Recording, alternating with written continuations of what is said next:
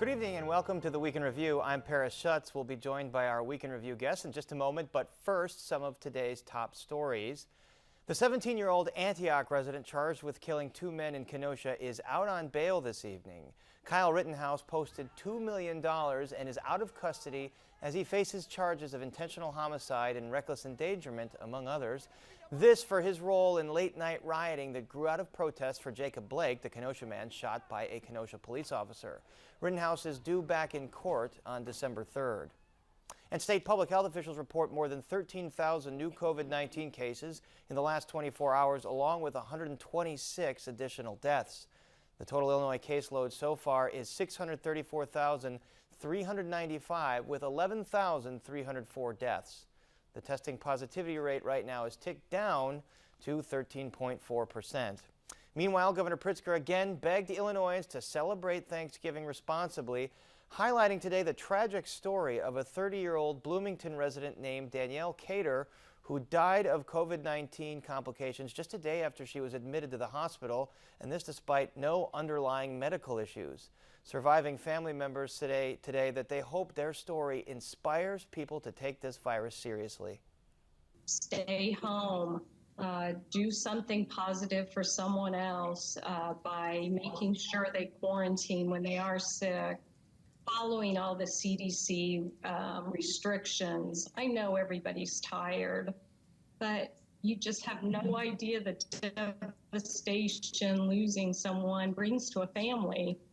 It's a tragic story playing out too much these days. And joining us now are Mariano Gielis of Univision Chicago, Russell Dorsey of the Chicago Sun-Times, Taman Bradley of WGN-TV News, and Cassie Walker-Burke of Chalk Beat Chicago. All right, so let's get started with the bombshell political news of the week. The former Commonwealth Edison CEO and three of the utility's top lobbyists, including a close confidant of Illinois House Speaker Michael Madigan, have been indicted. Madigan is not charged and denies any wrongdoing, but his iron grip on controlling the Illinois House may be coming to an end in the wake of the scandal. And here are the 16 elected Democratic representatives who have publicly said they will not vote for Madigan as Speaker, that is.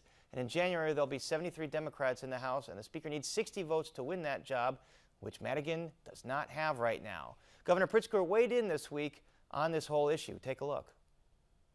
If Speaker Madigan wants to continue in a position of enormous public trust, with such a serious ethical cloud hanging over his head, then he has to, at the very least, be willing to stand in front of the press and the people and answer every last question. I don't plan to vote for Representative Madigan as Speaker of the House in the next General Assembly.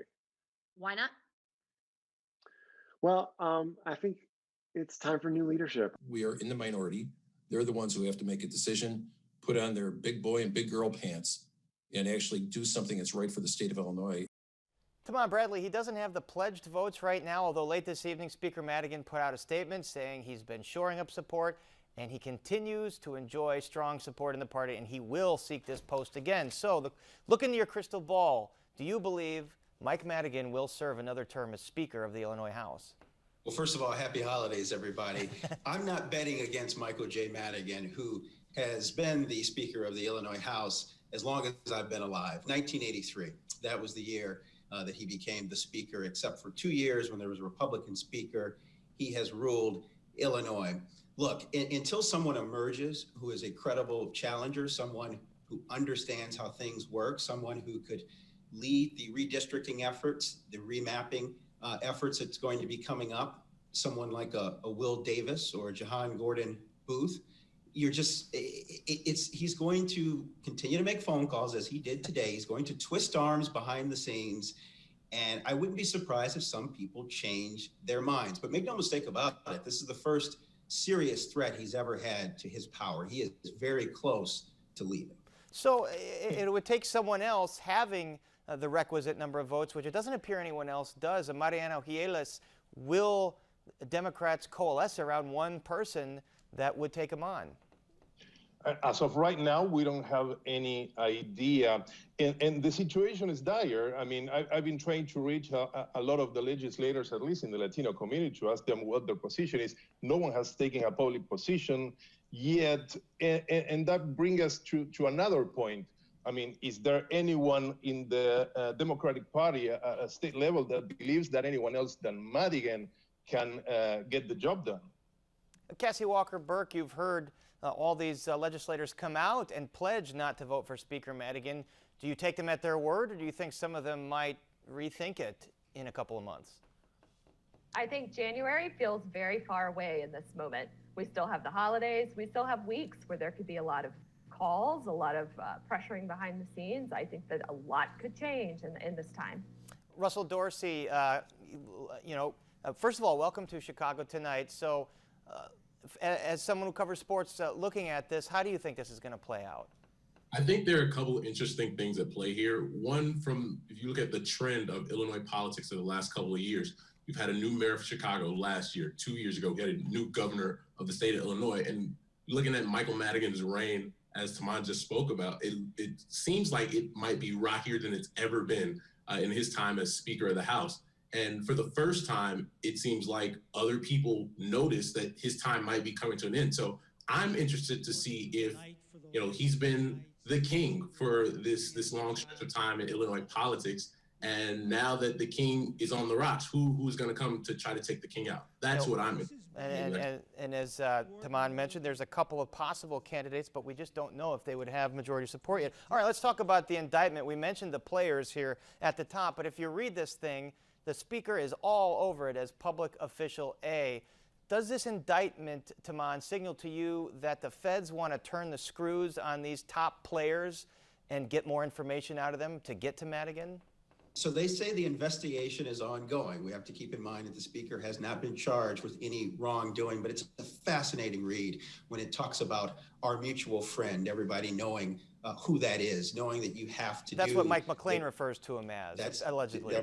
That's exactly right. And so the pressure is on, but these folks are very loyal, and Speaker Madigan is notorious for being extremely careful, not writing anything down, not getting on the phone to have these conversations. Obviously, that statement that he put out this week was extraordinary. So I guess he thinks he's probably in the clear in terms of being charged with any wrongdoing. But I was mentioning this on BEZ this morning. On page 32 of the indictment, there is a phone call between McLean and public official A, Mike Madigan, in which he's talking about pushback at ComEd for appointing one of their supported Juan people. Ochoa. Juan Ochoa, Yes, there you go, Mariano, reported to be Juan Ochoa, to the board of ComEd. But then the indictment doesn't say what Mike Madigan said on that phone call. I mean, apparently it's a wiretap phone call. Do you buy Madigan's defense that, he's a nice guy getting jobs for people, but if ComEd thought that it was going to influence his vote or legislation, they were sorely mistaken? Well, regardless of the tone of the conversation or the position that Madigan takes, he clearly knows that he hasn't committed any crime per se. I mean, just being Michael Madigan, it doesn't mean it's not the equivalent of a crime. I mean, he's a very powerful person, and he's saying that the fact that his friends or allies are using his name to get some type of favor, I mean, it's not his fault. So to that point, I mean, if he's sounding so sure, it's because, he knows he won't be touched on that side. But the other point is what you said, Paris, is the fact that these people are now closer to being, they are having a bad time with this case. So probably they will want to collaborate with the authorities. We know that some people that has been linked to corruption cases have been collaborating with federal authorities. I wonder, how long will it take for these 4 people to do so? Yeah, and Taman, the lawyer for Mike McLean, says that this is an overzealous prosecution team rewriting all the rules here in their desire to take down Mike Madigan. So clearly it seems like McLean is not going to flip and cooperate. Do you expect he's going to hold strong to that? No, they go back decades, and then you just have to have evidence of a crime being committed. I mean, in Mike Madigan's statement this week, he said, if anyone did anything wrong, I have no knowledge of that. And if the feds had evidence of that, he would have been charged. But again, I go back to that phone call that apparently was wiretapped. They say what McLean talked about on that. They don't say what Madigan talked on that. Either He said nothing like yes, no, okay, or they have evidence. I don't know. We can play guessing games But if all day there's long. someone that you could see saying nothing in that type of conversation, Sure. it's Michael Madigan. That's Sure, for sure. absolutely, That's exactly absolutely. right. He's very circumspect, as you all say. All right, let's move on to some other news of the week. A visibly upset Governor Pritzker told his opponents that his family is off limits. Take a look. Then a well-known lawyer who cares more about headlines than winning his cases posted a bounty on his Facebook page offering money to harass my family at Thanksgiving.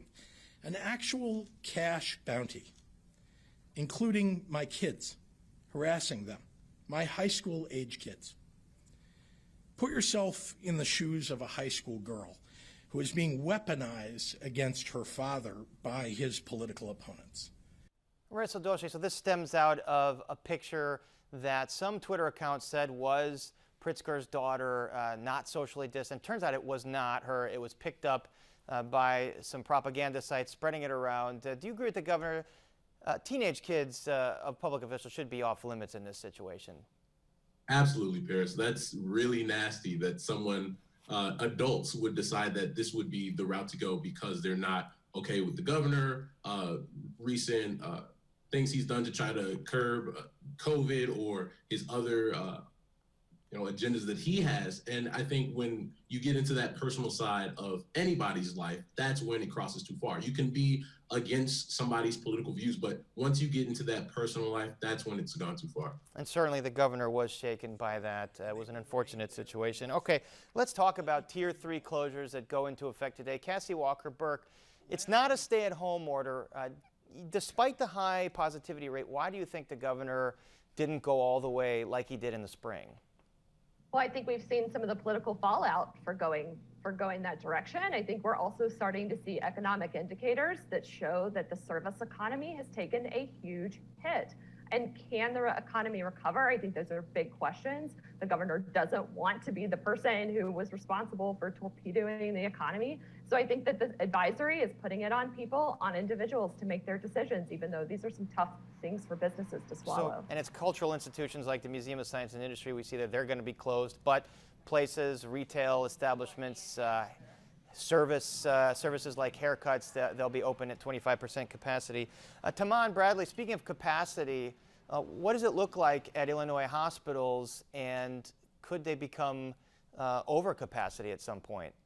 Well, that's the real fear, right? We've had a rise in hospitalizations, a rise in the number of people who've tested positive, and then of course our number of deaths continue to increase. And so that remains the concern. And I agree with Cassie that there's just not the political will for another stay-at-home order. It is difficult because on both sides, you have the Illinois Federation of Teachers telling the governor this week that all of the schools should be closed. But meanwhile, you have the Republican lawmakers saying, hey, we're concerned about mom and pop stores and we want more legislative input. And so it is a bad situation. Whatever the governor decides to do, there's going to be enormous political fallout. And there's been a huge public relations blitz to get people not to travel for Thanksgiving or not to spend it with people outside their immediate household. Mariano, do you believe Chicagoans, Illinoisans are going to heed that advice? I know the Latino community in a big part is going to. I mean, I've been talking to a lot of people today. That was my story for a 5 p.m. show, by the way. And it's because, I mean, the impact has been real in the Latino community. Don't forget that half of the people that got infected as of like a month ago, that was the last time we checked, were Latino, and 1/3 of the people that died were African Americans. So the situation is dire. We have people in the Latino and the Black communities really suffering for this issue. And I really wonder if it's not time to put the business needs in the back seat, no, and leave this pandemic to be the main priority. That's true, Mariano, but that's not what we're seeing. That's not what the picture, if you look at the scene at O'Hare Airport tonight, where there are all these people who are traveling, a lot of folks are just tired of being cooped up at home, want to get to grandma's house, even though traveling to grandma's house might put her at risk. It is so complicated. And politically, you look at a state like Nevada, we're talking national politics now, there were a lot there was an increase in support for President Trump there because of people who work in the service industry. And you know, there are some statistics that show that backfired on Democrats who have tended to put in place stay-at-home orders and more restrictions.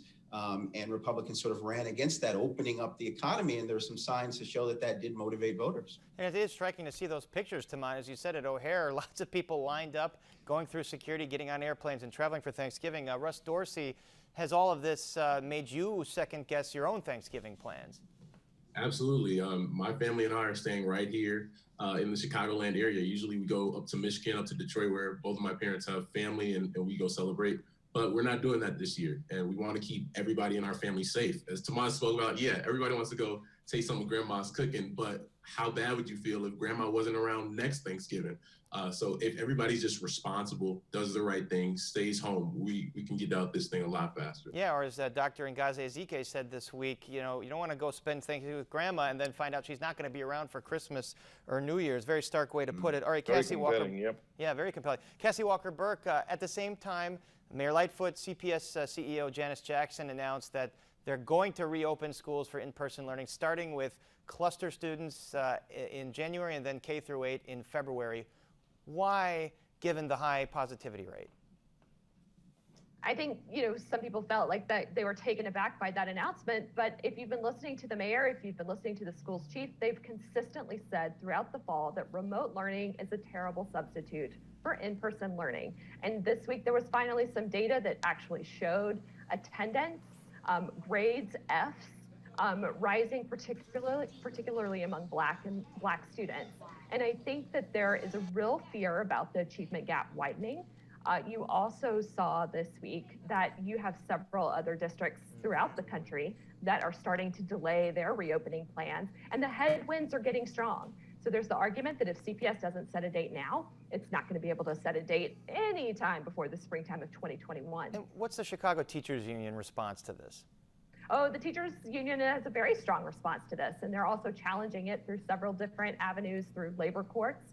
The teachers union says it's, you know, they put it very plainly, it's unsafe. They think the decision to go back is, the date is arbitrary, and they want the mayor to reconsider. It's going to be interesting to see what avenues they choose to pursue their discontent on this. And at the same time, a lot of this might be, you know, public officials banking on getting a vaccine soon after schools are back. And won't teachers be among the first group of people to get the vaccine? That I don't know. I know public health officials are first. I thought there was some talk Right. about teachers and students getting it maybe in phase 2 or something like that. Well, we have to remember that there hasn't even been a vaccine that children, or the tests right now have been for adults. Right. We've been talking about vaccines for adults, not vaccines for children. I think the stronger argument for reopening schools is that in Europe and in some other places in the United States, opening schools have not been linked to high spikes in COVID rates. Now, when you see community transmission go up, you're going to see school numbers go up. I mean, those things are correlated. Officials have said that. But you can't point to the data that we have right now, although arguably it's very preliminary. You can't point to that data and say that reopening schools causes rates to rise on the face of it. And there's no question it is hurting students, especially in Hispanic and African American communities in Chicago. All right, let's move on to Mayor Lori Lightfoot's pandemic budget. It includes a $94 million property tax hike. It passed through 2 committees this week pretty easily. Here's what she said after that. Particularly in this year, are so great that we have to rise to the occasion and meet the challenges that this very difficult year has presented. And I think members of the City Council understand that. And I think the vote today certainly reflects that understanding. And so I am grateful. Taman, you and I know this as well as anybody. When budgets pass these committees, it usually means it's a rubber stamp in City Council, although Mayor Lightfoot has had all kinds of pushback from all kinds of circles in City Council on a number of issues. Do you believe this budget with that $94 million tax hike is going to pass? So as someone pretty new to politics, right, we've talked a lot about her missteps, her not really understanding how the game is played. But she's been pretty effective over the past week. You look at where we were at the end of last week. You had the Black Caucus was concerned about the 350 layoffs. They wanted more money invested in anti-violence program. Well, by early this week, those things were done. Then you had the Progressive Caucus talking about investments and mental health responders going to police calls rather than police. We saw that that was done. So she is doing everything that she can to reach out to people behind the scenes to get them on board, to get those votes, not to mention providing more money to the aldermanic menu in terms of some investments there for streets and pet projects in various people's wards. So she's figured out how to get this done, and she'll be able to get well more, I think, than 26 votes. And as she said before, all I need is 26. Previous mayors wanted to really run up the score. Mariano, we also heard from Ed Burke for the first time in I don't know how long, talking about why hike property taxes when Joe Biden's coming into office. He might give more federal bailout money to the city. What about that? Well, he has a point. I mean, according to the leaders of the Democratic Party, the possibility of having, and they say it behind doors, of course, but the possibility of having some type of release by March, April, in case Biden can take power as planned, January 20, it's very close. But I mean, they're going to need the Congress to act fast. But still, the probability of having some money here in the city and the state, it's very big. But we know how politics works. I mean, the possibility of that not happening, it's also at the same level. So, I mean, they're going to be lighting candles and waiting for that. Lighting candles and waiting for that. All right, that's a good visual to think about. Let's move on to sports. Future Hall of Famer Theo Epstein, who helped bring the Lovable Losers a World Series championship, leaves the Cubs. Wrigley Field gets landmark status, and that means perhaps some money for the Ricketts family. And the Bulls draft Florida State's Patrick Williams as their #1 pick. All right, Russ Dorsey, why did Theo Epstein and the Cubs decide to do this sort of mutually agreed to split right now? Well, there were a couple of different things, Bears. First of all, Theo decided a long time ago that after about 10 years, he's had this personal ideology that there's a new voice that needs to be had within an organization. So we were approaching year 9. Next year would have been the 10th year, but he said in his press conference earlier this week that with the pandemic and everything that's going to have to happen this offseason, as far as long-term decisions, the person who's in charge of those decisions in 3, 4, and 5 years should be the one making those things happen. So him knowing that he wouldn't be here, him and Chairman Tom Ricketts decided that this was the right time, and they had a plan of transition already put into place where Jed Hoyer would take over as president of baseball operations. Right, and Jed Hoyer's been the GM working with Theo Epstein from the beginning, helping build those great teams. But when he says, you know, big decisions might have to be made, does that indicate a rebuild? It could. That's one of the things on Cubs fans' mind and everybody in the baseball industry.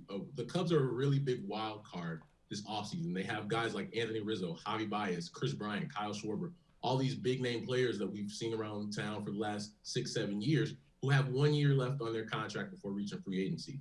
They're not going to be able to keep all of those guys. Some of those guys might be around for the next time the Cubs are a winner. Some won't. And so the Cubs are going to have to decide who is going to be a part of that next team that contends for a World Series title and who won't. Because if you decide now that this guy A, won't, then that guy has to be on the market and you have to start making calls so that you can get this thing rolling again. And part of the calculation has to be how much money the Ricketts feel like they're going to have and how much they're willing to spend. They might have a little more money because they got this landmark designation now for Wrigley Field. So what does that mean in terms of possible tax breaks?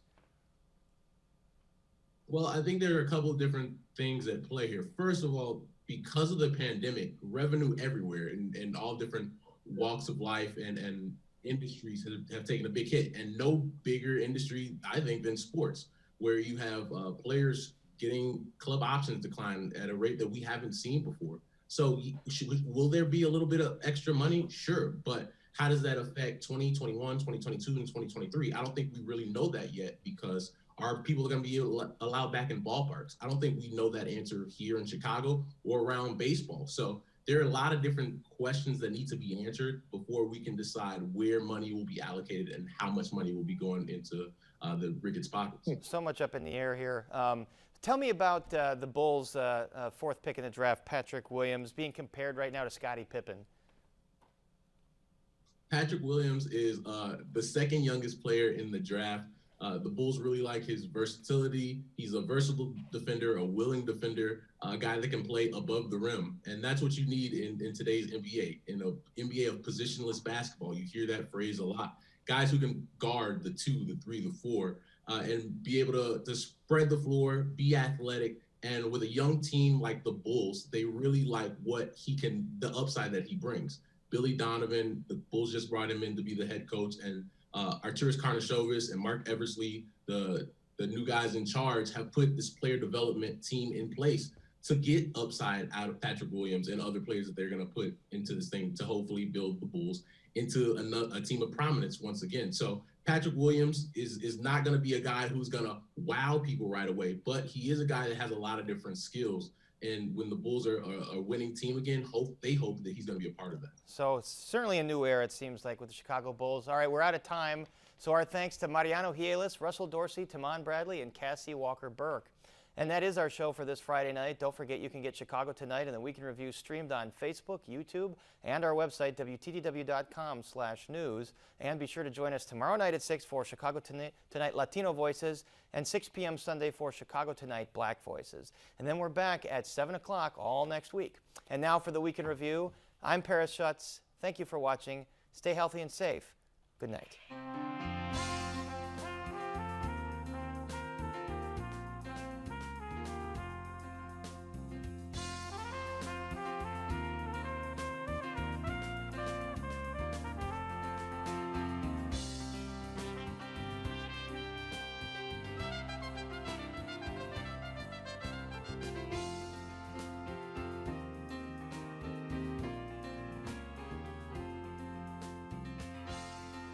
Closed captioning is made possible by Robert A. Clifford and Clifford Law Offices, a Chicago personal injury and wrongful death firm that is proud of their attorneys selected for the 2020 Illinois Super Lawyers List.